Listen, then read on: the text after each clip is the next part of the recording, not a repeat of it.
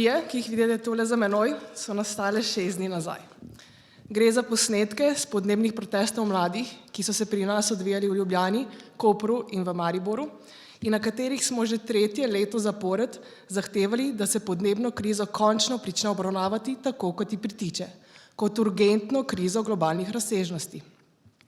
Mladi, ki smo se jih udeležili, smo bili tam, ker nas je iskreno povedano strah.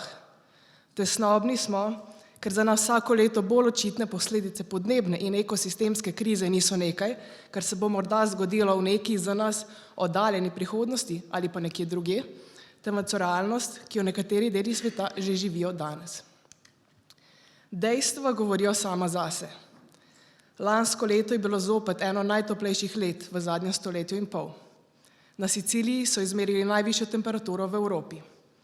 Od Antarktike se je odlomila ledena gora, velika za slabo četrtino Slovenije.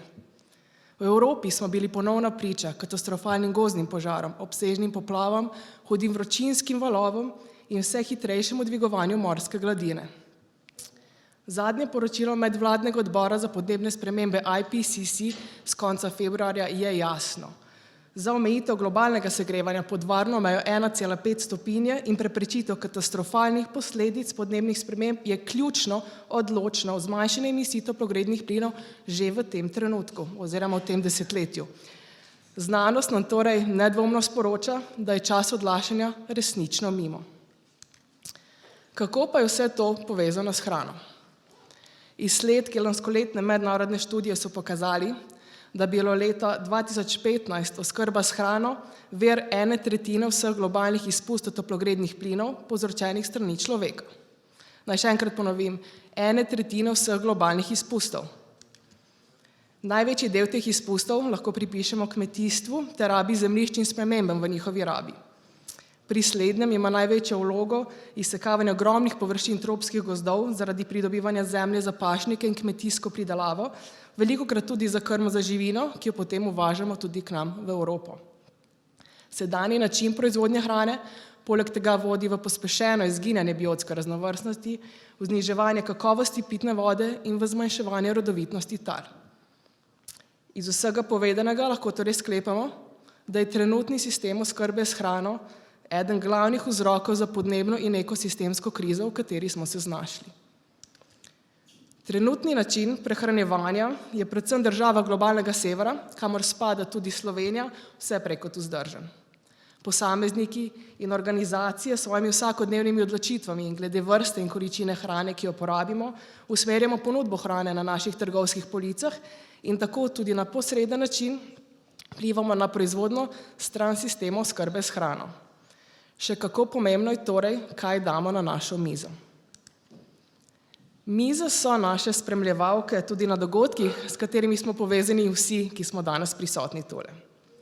Naj gre za obeleževanje posebnih priložnosti, grajenje novih poslovnih vezi ali pa za komuniciranje naših vsebin. O polnih mizah se učimo, prepletamo odnose in gradimo spomine. Dogodki so odlično komunikacijsko orodje, s katerim lahko svojo zavezanost k bolj trajnostni družbi predstavimo tudi drugim. Pomemben del vsakega dogodka sta postreženi hrana in pijača, ki jo lahko pripravimo tako, da odražata našo pripadnost načelom trajnostnega prehranjevanja. Tako sprejmemo odgovornost in hkrati postanemo aktivni člen v naslavljanju podnebne krize, pa da ne pozabimo, da s tem odgovorimo tudi na naraščajoče povpraševanje po tovrstnih pogostitvah in s tem na izjemno priložnost, ki se nam ponuja. Če pogledamo celotno oskrbovalno verigo s hrano in emisije povezane s tem, iz tega lahko izluščimo 7 vodil podnebju prijaznejšega prehranjevanja. Hrana z manjšimi izpusti toplogrednih plinov je v čim večji meri rastlinskega izvora, saj ima hrana živalskega izvora veliko večji ogljični odtis od rastlinske hrane.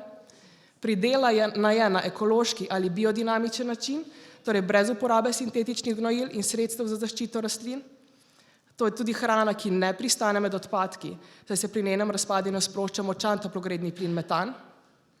To je hrana, ki je v čim večji meri lokalna, ter kupljena čim bolj neposredno od lokalnih proizvajalcev, da se izognemo izpustom zaradi transporta Je sezonska, čim manj predelana in zapakirana, da prepreči nam porabo energije v predelovalnih procesih in pri skladiščenju, in nenazadnje, pri živilih, ki jih ne moremo dobiti iz lokalne pridelave, kot so na primer kava ali pa čaj, izberamo tiste iz sistema pravične trgovine, ki so v veliki meri iz ekološke pridelave, poleg tega pa s tem poskrbimo za pravično plačilo malih pridelovalcev v državah globalnega juga.